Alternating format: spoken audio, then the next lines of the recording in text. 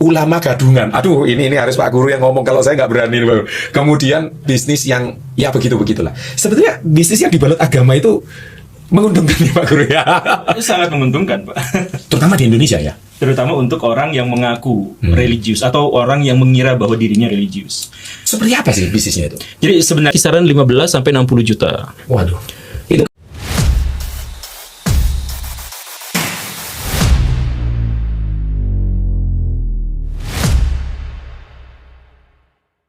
Nah, selamat jumpa kembali dengan narsum favorit kalian. Saya ini jujur bisa jadi sekarang itu karena tidak bisa dipungkiri karena andil guru saya waktu SD. Guru saya waktu SMP. Makanya saya bilang guru itu komponen yang sangat penting bagi fundamental seseorang. Dan lagi-lagi saya menghadirkan Pak Guru. Meskipun bukan guru SD saya, tapi bukan guru bisnis ini. Bukan guru bisnis. Saya yang harus berguru nih. Ya, sama-sama. Tapi Pak Guru, saya senang banget. Akhirnya kita sekarang jadi bersahabat baik ya. Awalnya kita cuma iseng-iseng kontak, tapi sekarang saya menemukan satu chemistry sama Pak Guru. Dan baru saja saya diwawancara sama Pak Guru di channel beliau tentang kisah hidup saya gitu. Dan ini di Surabaya ya. Ini saya ke Surabaya ini. Waduh, makasih loh Pak Guru udah mampir ke apartemennya Pak Guru. Joke guys ya, jadi itu lucu banget tadi. Nanti lihat, silakan nonton di channelnya Pak Guru. Nah, di video kali ini saya akan membahas tentang bisnis yang dibalut agama. Wah, ini seru banget. Bagaimana setelah yang satu ini? Oke, sahabat SB30, saya ini pengusaha. Kebetulan saya di bawah CPN Group. Saya punya 7 bisnis unit. Dan tentu sebagai pengusaha itu kan kita selalu cari bisnis apa yang paling menguntungkan. 3 hari yang lalu, saya itu melihat Pak Guru upload satu video ulama gadungan. Aduh, ini harus Pak Guru yang ngomong, kalau saya nggak berani. Kemudian bisnis yang ya begitulah. Sebetulnya bisnis yang dibalut agama itu menguntungkan ya Pak Guru ya. Itu sangat menguntungkan, Pak. Terutama di Indonesia ya. Terutama untuk orang yang mengaku religius atau orang yang mengira bahwa dirinya religius. Seperti apa sih bisnisnya itu? Jadi sebenarnya saya harus jelaskan dulu maksud religius dan mengaku religius. Jadi dalam survei yang dilakukan misalkan oleh PEW Research, oleh lembaga-lembaga di bawah naungan PBB, Indonesia itu adalah salah satu negara yang dianggap paling religius dan yang masyarakatnya itu memandang agama itu adalah sesuatu yang utama. Termasuk Indonesia, Mesir, Maladewa, Maldives, dan lain sebagainya. Muslim ya? Muslim juga ya? Mesir? Muslim juga ya. Nah, itu menurut PW-nya, menurut surveinya. Nah, tetapi tentu saja itu didasarkan pada pertanyaan-pertanyaan. Apakah Anda religius? Apakah Anda percaya pada akhirat? Apakah Anda akan memperjuangkan agama Anda? Yang pertanyaan seperti itu. Tapi kalau misalkan secara esensial dilihat dari perilakunya, ya tidak. Makanya sering saya bilang, seandainya Indonesia itu adalah negara religius, mungkin tidak ada korupsi atau korupsinya kecil sekali. Tapi kan faktanya korupsinya besar. Jadi sebenarnya kita tidak religius, kita hanya mengaku diri sebagai religius. Seandainya Indonesia itu religius, maka tidak akan banyak orang yang buang sampah sembarangan, pasti dipilah. Kalau religius itu seperti itu. Kalau misalnya ini bukan spiritual, ini religius ya. Beda. Jadi maksudnya ada tuntutan-tuntutan agama yang secara literal itu tuntutan agama kan, misal ya Indonesia mayoritas Muslim. Dan karena itu misalkan di dalam Islam buang sampah sembarangan itu nggak boleh. Bahkan misalkan ada sampah di jalan dipungut itu bagian dari iman. Sampah yang berduri misalkan kita pungut, kita singkirkan itu bagian dari iman. Ya, misalkan ada pepatah yang mengatakan seperti itu dan sebagainya. Jadi kalau termasuk juga soal bisnis. Dalam Islam itu yang paling dianjurkan itu adalah berdagang. Itu dalam Islam tuh seperti itu. Nah, kalau misalkan wirausaha di Indonesia itu kurang dari 0,8%, ya berarti gak religius karena teksnya justru mengarahkan ke arah seperti itu. Gitu. Nah, jadi yang pertama yang harus kita klarifikasi itu adalah bahwa Indonesia itu negara yang mengaku religius bukan religius. Mengaku religius tapi bukan religius. Dan ya karena itu. Coba diulangi ya guys ya. Menit keberagaman mengaku religius tapi nggak religius. Gitu. Iya begitu ya. Secara umum ya. Secara general, bukan kasus per kasus. Itu yang pertama. Dan yang kedua, karakteristik dari bangsa-bangsa atau negara-negara yang seperti ini itu adalah bahwa mereka itu sering menjadikan agama sebagai tameng buat kesalahannya. Jadi ya agama itu dijadikan tameng aja. Misalkan kenapa kamu miskin? Ya kan rezekimu sudah diatur sama takdir, kita nggak bisa mengubahnya. Agama dijadikan tameng seperti itu. Kenapa kamu menutupi kelemahannya ya? Sebagai excuse ya. Kegagalan mencari solusi tapi jadikan ayat sebagai sebuah pembenaran diri ya. Iya betul. Jadi misalkan kenapa bisnis kamu nggak lancar? Itu karena orang asing orang kafir yang telah merebut harta kekayaan. Nah, yang seperti itu. Jadi dicari-cari. Nah, yang seperti itu. Nah, kalau misal kondisinya masyarakatnya itu adalah yang mengaku religius tetapi tidak religius, maka banyak di antara mereka yang pada akhirnya melakukan bisnis-bisnis bisnis. yang sepenuhnya adalah untuk motif-motif duniawi, Ya. tetapi diklaim sebagai motif-motif akhirat atau motif-motif spiritual. Banyak, nah yang seperti itu tuh banyak. Contoh Pak Guru. Yang kemarin saya contohkan di video itu, itu di Bandung, di sekitaran Bandung, di sekitaran wilayah itu. Saya tidak sebutkan nama daerahnya, tapi kalau misalkan mau butuh saksi dan sebagainya nanti saya bawa. tapi pasti waktu saya bikin video itu juga ada yang komen bahwa saya juga mengalami hal yang seperti itu. Wow. Gitu. Jadi gini, bisnis tahlilan, Pak. Ada yang kayak gitu. Ya. Ini terlepas dari di dunia Islam itu ada perdebatan apakah tahlilan itu boleh atau tidak gitu ya. Tapi terlepas dari itu, jadi di kampung-kampung di dekat rumah saya itu ada ustadz-ustadz yang nanti kalau kamu misal keluarganya meninggal, nanti itu dalam Islam itu wajib ditahlilkan. Nanti kalau mau yang ikutan berdoa di situ 40 orang, nanti biayanya sekian. Ada daftar menunya, Pak. Jadi kalau orang mau meninggal atau orang meninggal tuh ada langsung dikasih daftar menu meninggal untuk tahlilan sekian hari, sekian yang mendoakan, nanti harganya sekian. Ini sekian, ada kisaran 15 sampai 60 juta. Waduh. Itu kayaknya nggak usah cari peserta seminar deh. Nah, iya itu. Jadi nanti sama Pak Ustadznya, saya mohon maaf ya, sebenarnya bukan Ustadz juga, tapi anggaplah sama maklarnya itu. Ya, itu dikumpulin nanti orang-orang, nanti ikut, nanti ada besek makanannya semuanya dia udah. Jadi kayak IO lagi gitu, Pak. Udah. Nah, tapi ini kan masalahnya. Tapi masalahnya pesertanya banyak ya. Dia pesertanya nggak usah nyari ya. Nggak usah. Oh iya bener juga ya. Nah ini kan bisnis kan. Jadi bisnis, jadi orang lain meninggal sedang berduka, tapi kemudian diminta begini dan begitu. Oh iya, masuk akal. Dan atas nama agama ini wajib, kalau nggak gitu nanti kamu bakal gini-gini kualat, kamu kayak kayak gitu dibuat yang seperti itu. Wow. Jadi ini semua terjadi hampir di semua negara yang berbasis agama. Artinya mirip-mirip, nama boleh berbeda, tapi mirip-mirip ciri-cirinya kayak gitu. Di agama apapun, sejauh yang dimaksud tadi itu mengakunya religius tetapi dia tidak religius, ya seperti itu banyak. Misalkan saya pernah juga nonton yang kasus bukan tokoh mafia, salah satu mafia narkoba terbesar di dunia, Pablo Escobar. Pablo itu kan juga sering menggunakan dalil-dalil agama untuk jadi itu merekrut, nakut-nakutin orang ya? Untuk nakut-nakutin dan untuk merekrut. Dan kan saya membantu fakir miskin, saya nipu orang kaya untuk membiayai orang miskin yang ada di Medellin, yang segala rupa. Dia juga bilang seperti itu. Atau misalkan ada cerita-cerita pseudoscience, misalkan yang mengajarkan orang kepada menjauhi sains, misalkan yang soal bumi datar apa segala rupa, itu juga biasanya pakai dalil agama. Pakai. Jadi gini Pak Guru, sorry ya. Tadi kan Pak Guru sempat ngomong tahlilan dan sebagainya. Kebetulan kan penonton kita ini kan juga penonton yang semua agama ya. Cuman yang saya dalam tanda kutip ada yang mungkin tersinggung loh dengan kata-katanya Pak Guru. Wah, berarti saya tahlilan ini saya dibisisin dun. Atau dia mungkin nggak merasa dibisisin tapi dia merasa ikhlas. Ya maksudnya makanya saya bilang tadi terlepas dari perdebatan. Jadi di dunia Islam itu misalkan masyarakat Nahdlatul Ulama itu menganggap bahwa tahlilan itu adalah sesuatu yang diajarkan oleh agama Islam. Sedangkan kelompok yang lain misalkan yang Muhammadiyah dan yang lain-lain itu menganggap bahwa itu tidak dicontohkan sama Nabi, jadi seharusnya tidak dijadikan bagian dari ritual. Nah, ada perdebatan. Jadi kata masyarakat NU, ya itu tidak diajarkan Nabi, itu budaya, tapi kan budaya yang baik dan karena itu maka dipersilahkan. Yang satu lagi bilang itu ritual nggak boleh ditambah-tambahkan dan sebagainya. Ada perdebatan di situ. Tapi kita lepas dari perdebatan itu, mau yang membolehkan atau mau yang mengharuskan atau yang tidak, itu nggak ada campur tangannya dengan bisnis kan dalam hal ini. Atau maksudnya bisnis sangat boleh, tapi bisnis atas dasar meninggalnya pihak lain dan keluarganya sedang berduka, kemudian dikasih embel-embel agama. Nah ini yang jadi masalahnya itu di situ. Kalau bisnis itu paling enak ketika orang itu nggak bisa nolak. Dan dia paling butuh. Dan yang berbicara bukan logikanya tapi emosinya. Jadi dapat semua itu ya. Berarti orang meninggal itu bisnis kesedihan itu paling enak itu. Itu kan orangnya banyak. Kalau boleh tahu Pak Guru, itu berapa itu per orang itu harus setor? Kayaknya menarik juga itu bisnisnya. Saya pengusaha langsung tertarik. Itu berapa itu ya Pak Guru ya kalau boleh tahu itu? Ya saya juga nggak tahu, itu mungkin setiap daerah karena itu tidak Let's say katakanlah daerah yang paling minus sekalipun lah, yang UMR-nya paling kecil, itu berapa biasanya kalau yang tadi Pak Guru bilang itu? Ya itu 40 orang, itu satu orang harus store berapa? Yang teman saya cerita itu sekitar 45 juta. Wow. Nah, ada kejadian yang unik itu. Wow, itu bisa setiap hari itu Pak Guru. Kalau ada orang meninggal tiap hari gitu ya. Wah, dan itu nggak modal apa-apa ya Pak Guru ya? Jadi ceritanya gini, teman saya itu kasusnya dia cerita sama saya itu gini. Jadi ada keluarganya, kakeknya.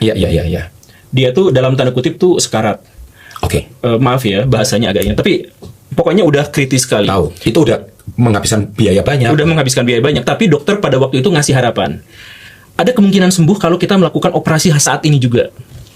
Ada kemungkinan sembuh.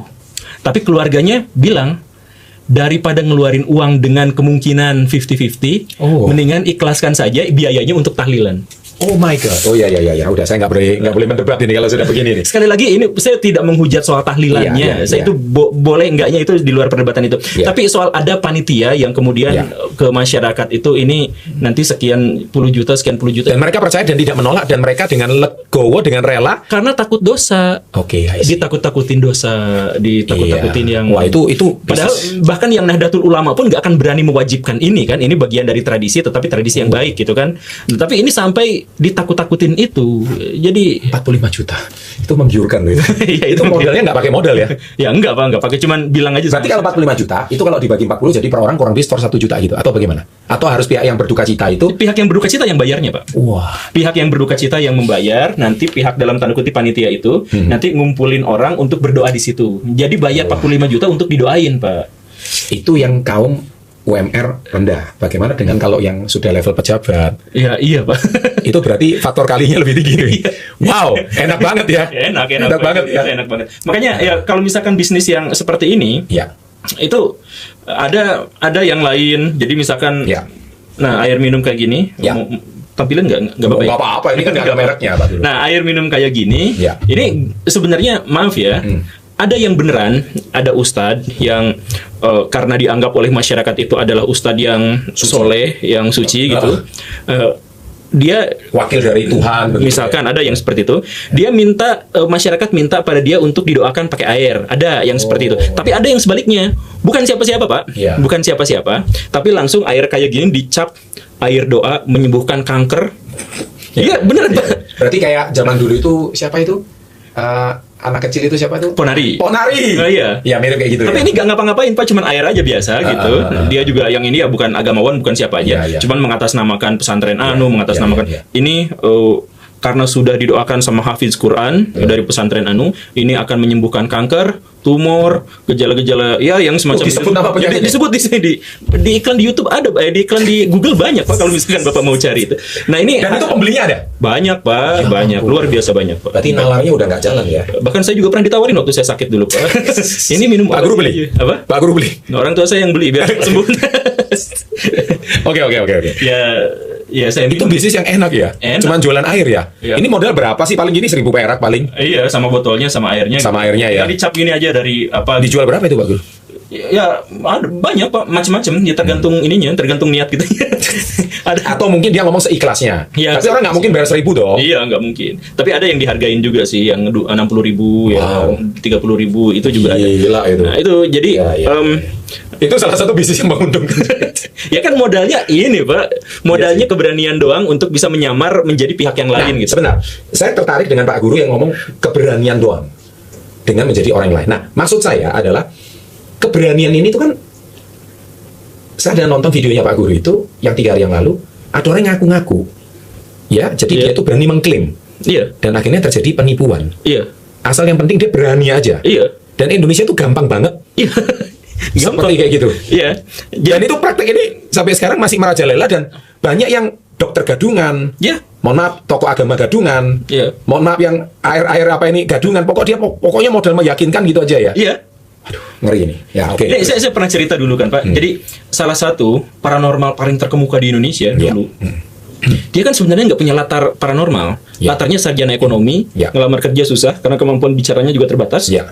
Kemampuan. Nah, tapi akhirnya dia ganti gimmick, pasang iklan di majalah yang seperti itu. Langsung laku keras sampai pejabat yang sekarang masih berkuasa tuh, itu kliennya, Pak. Masih ini gitu.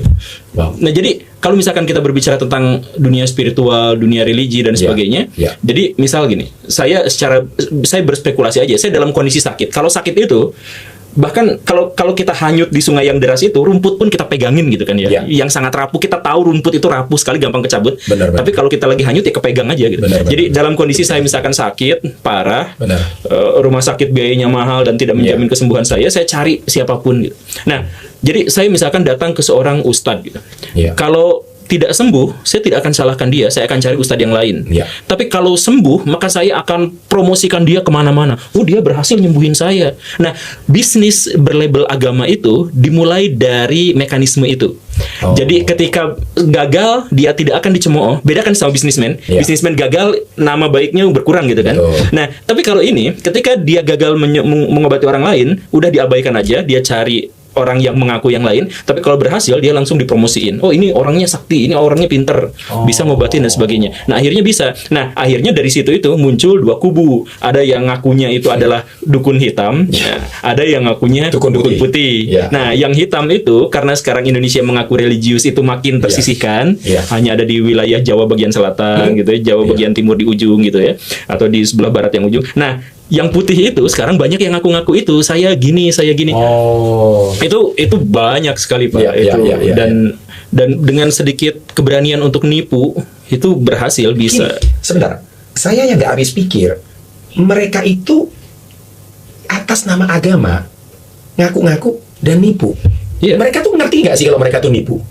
Atau sorry, saya nggak paham gitu loh. Tapi mereka tuh bisa begitu bagus actingnya, seolah-olah kusuk, seolah-olah apa. Tapi mereka sadar nggak sih kalau mereka nipu? Atau jangan-jangan ada yang ngajarin polanya kayak gitu sehingga dia berbisnis kayak begitulah? Ada beberapa yang nipu, ada beberapa yang dia tahu bahwa dirinya nipu, tapi ada beberapa yang saya temui itu adalah orang yang nggak merasa dirinya nipu.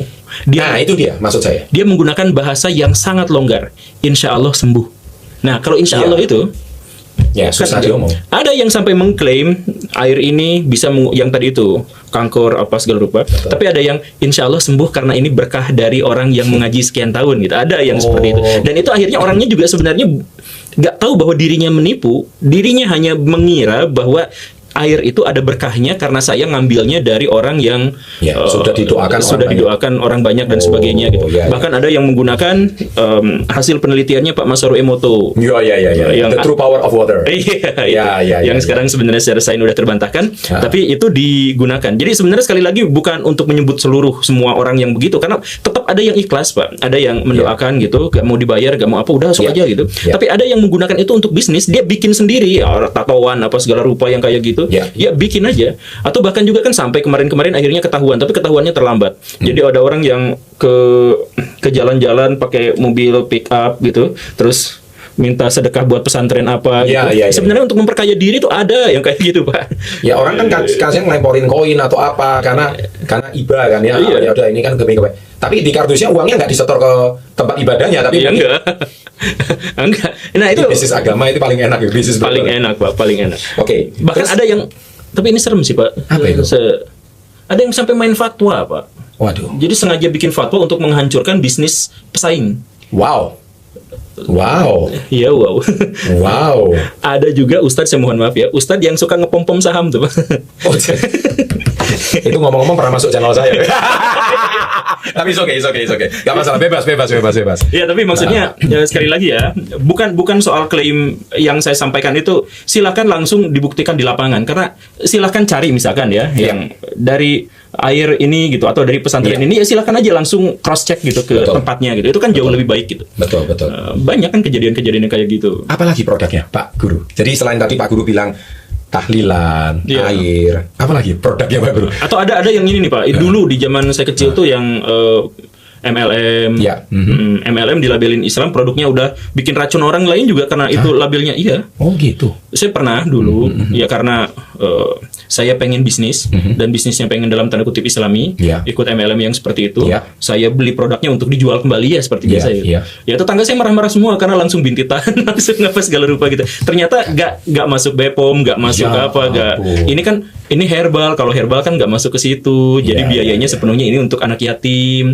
Jadi nggak ada biaya untuk kesana kesini ya, bilangnya seperti itu kan. Nah, ya tapi kan sampai ngeracunin orang kan jadi masalah. Wah, ya nggak benar itu Pak Guru. Ada. Karena tanpa izin kan. Artinya dia model agama aja, tapi dia berani overclaim lah. Bahasanya itu seperti kayak gitu ya.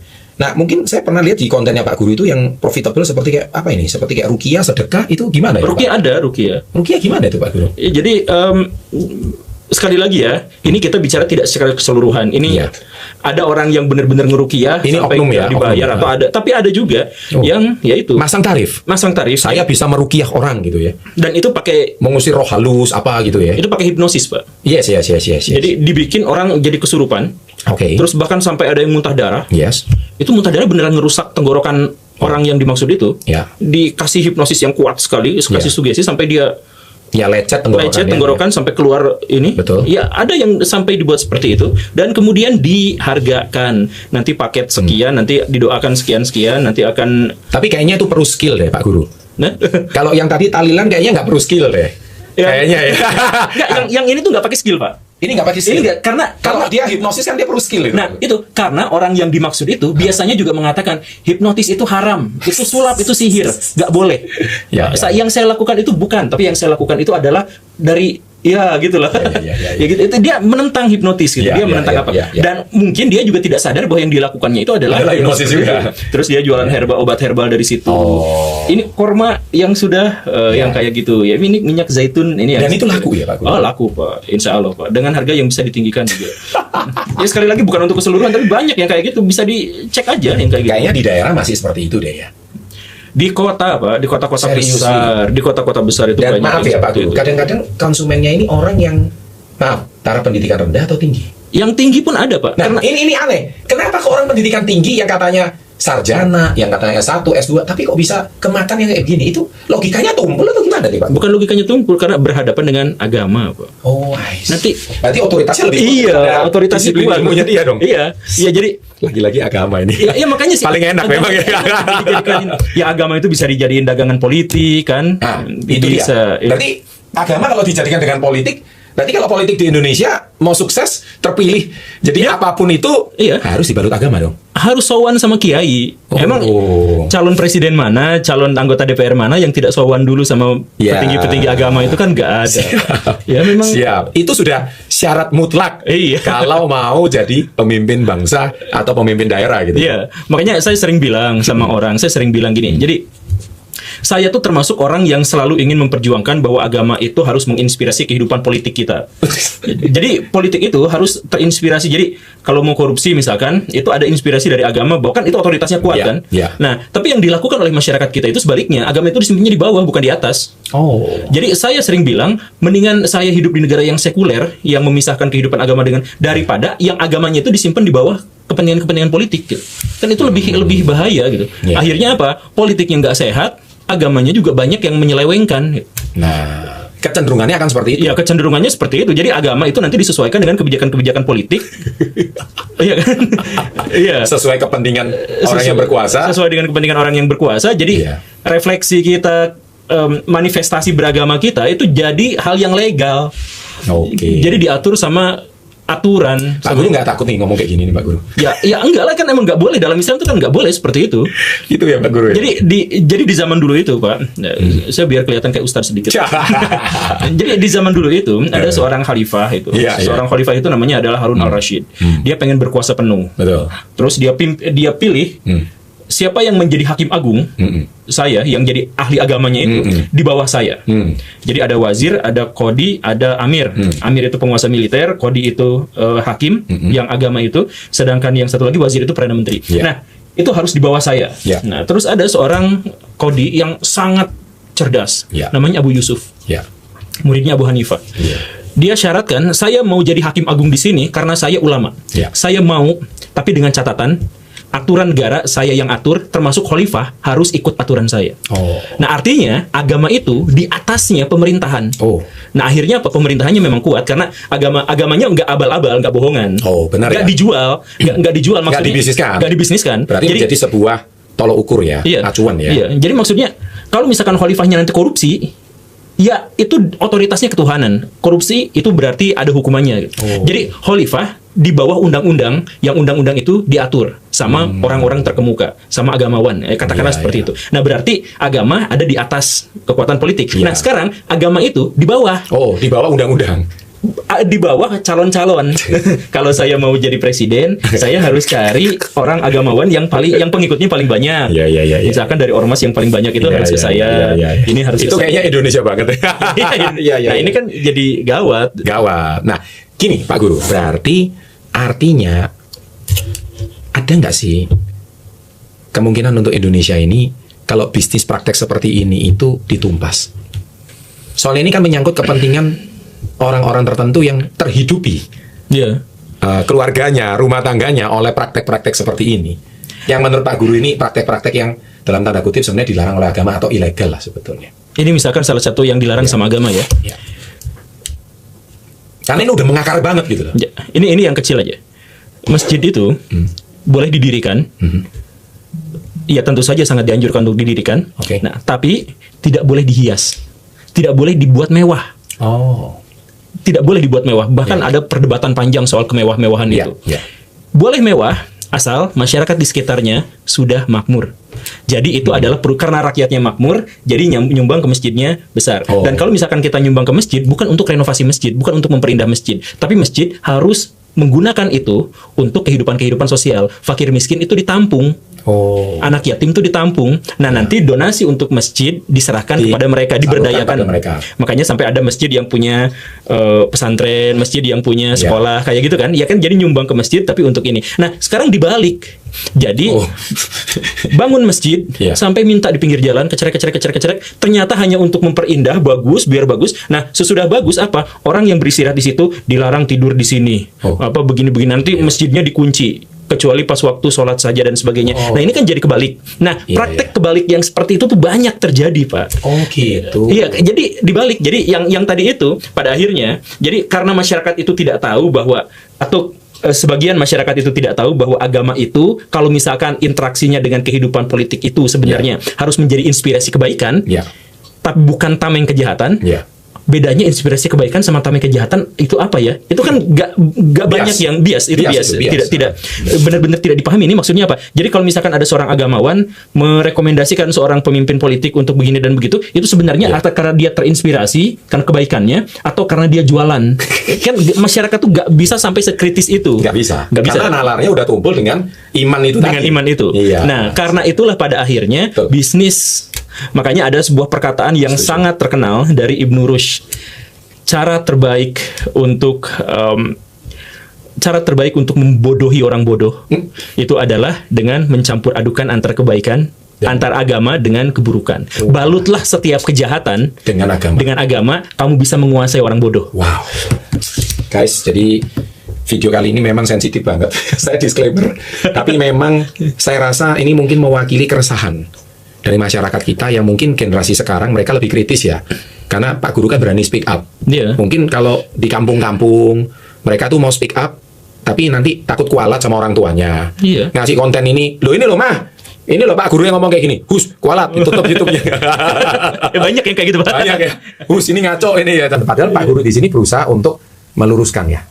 Sesuatu yang memang di luar ini termasuk ilegal ya sebetulnya ya. Tapi disebut ilegal juga susah kan karena ini agama kan tidak ada aturan legalnya kan? Tidak ada aturan legal karena ini cuma nggak bisa ilegal juga tapi ya dosa itu ya tapi mereka orang yang berdosa berani ngaku kalau kamu nggak lakukan kamu dosa.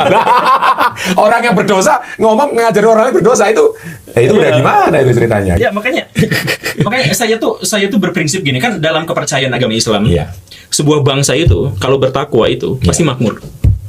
Itu dalam kepercayaan itu Islam itu begitu Pak. Jadi sebuah bangsa itu kalau dia bertakwa pasti makmur. Jadi dia wajib bertakwa dong. Nah masalahnya Indonesia ngakunya bertakwa tapi kok nggak makmur ini. Berarti cuma ngaku-ngaku aja gitu Pak. Makanya segala pikiran kita itu semuanya harus dibalik gitu. Iya. Nanti ada yang nggak beres ini. Ada yang nggak beres, ada yang dibalik. Gitu. Makanya saya suka misalkan sama ceramahnya Gus Baha itu, karena beliau itu sering ngebalik dan memang begitu. Jadi misalkan gini lah ya. Jadi misalkan saya ceritain.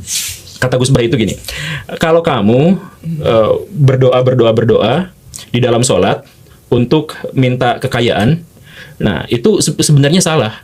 Karena yang harusnya itu adalah kamu meminta kaya agar sholatnya enak gitu.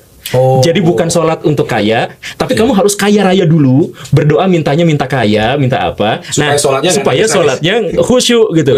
Biar nggak sholat kepikiran pinjol gitu. Ya. Gitu.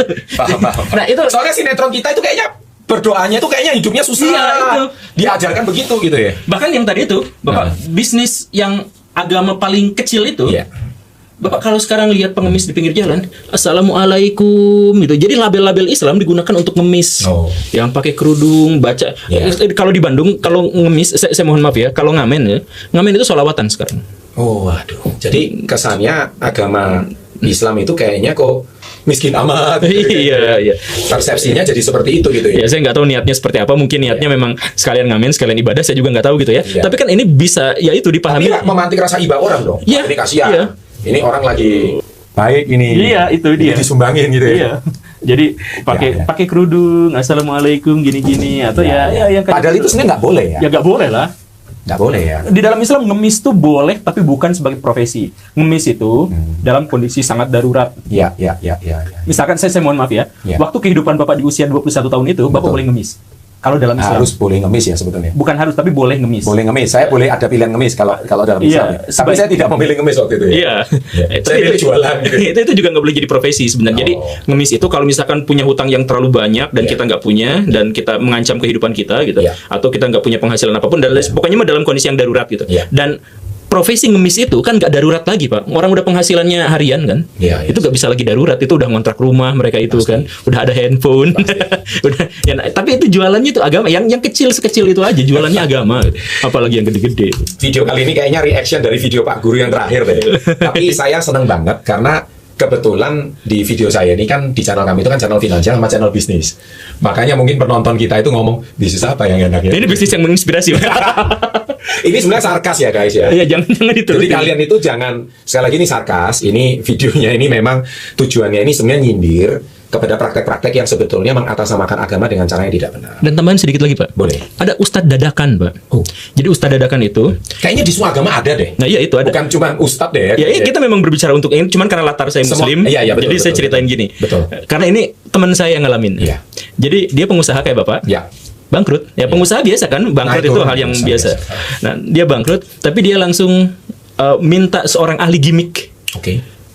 Saya jadi ustadz lah, ya digimikin begini nanti kamu. Iya. Jadi ada profesional di belakangnya, ada konsultannya. Ada skenario ya. Ada skenarionya Iya. yang membuat pebisnis ini Di jadi make up ustadz, lah ya. di make up jadi ustadz, dan sampai sekarang laku, Pak. Aduh. Sampai sekarang terkenal, Pak. Padahal dia nggak nguasai agama. Enggak, dia dadakan aja pas kemarin itu bisnisnya Asal gagal. bisa beliau bahasa Iya, ya Arab sebagai dikit. motivator, Sebagai ya, motivator. ya, kayak gitu bisa lah. gitu ya. Gitu, Pak. Kacau. Makanya saya kalau misalkan ditanya, ini ustadz, saya bukan ustadz, saya nggak ngaku-ngaku jadi ustadz. Itu mah urusan Tuhan aja, membela-beli saya dengan nama apa gitu. Iya, iya. Ya, tapi saya sama masyarakat dia bilang saya itu ya guru karena profesi saya guru, Memang gitu. guru. Udah gitu aja gitu. Iya, iya. Nah, tapi yang klaim-klaim itu yang mudah, ada juga YouTuber yang viewersnya dikit ganti nama jadi Ustadz Anu. Rame langsung. Ada ya langsung gitu, Pak. Ustadz itu.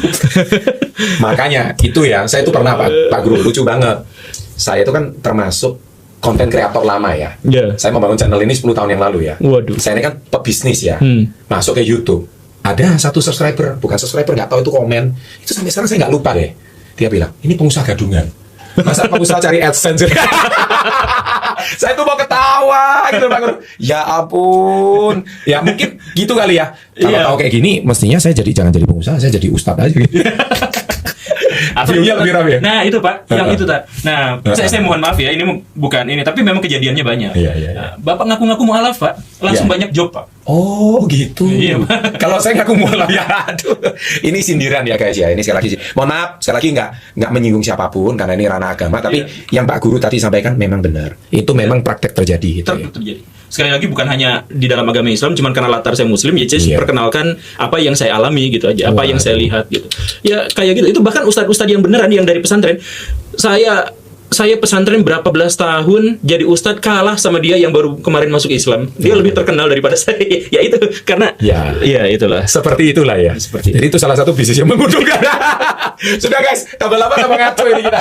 Tapi by the way Pak Guru, semoga video reaction kita yang memang bernada sarkas ini semoga bisa dipahami dengan cerdas ya. Kalau tidak nanti Anda mungkin mendengarkan Pak Guru ini takutnya Anda telan mentah-mentah. Tapi ini sebenarnya sindiran yang mencerdaskan. Karena beliau ini seorang guru, saya rasa benar. Kalau enggak, saya nggak mungkin undang berkali-kali ke Success Before 30. Pak Guru, makasih ya. Siap. Sudah. Dan kalau ada masalah apa-apa marah-marah kesini aja. Ini narasumber yang pintar. Thank you Pak Guru, makasih Siap, banyak. siap, siap. Sukses selalu dan kita tutup dengan salam kita selalu. Salam hebat dan luar biasa.